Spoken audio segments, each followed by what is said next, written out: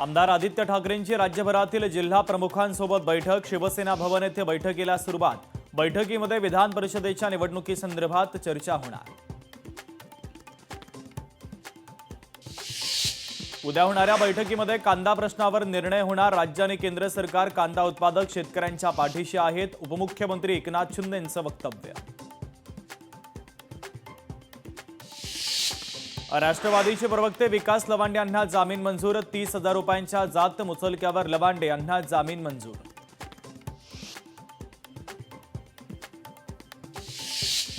अमरावती जिल्ह्यामध्ये काँग्रेसला मोठा धक्का। काँग्रेसचे सुधाकर भारसाखळे यांच्या पक्षाला रामराम, तर भारसाखळे शिवसेनेमध्ये पक्षप्रवेश करणार असल्याची माहिती।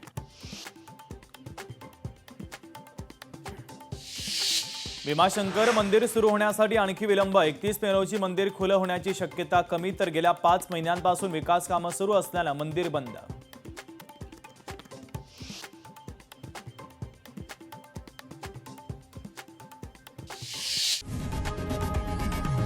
लोकशाही मराठी ऐका, पहा, जागरूक रहा।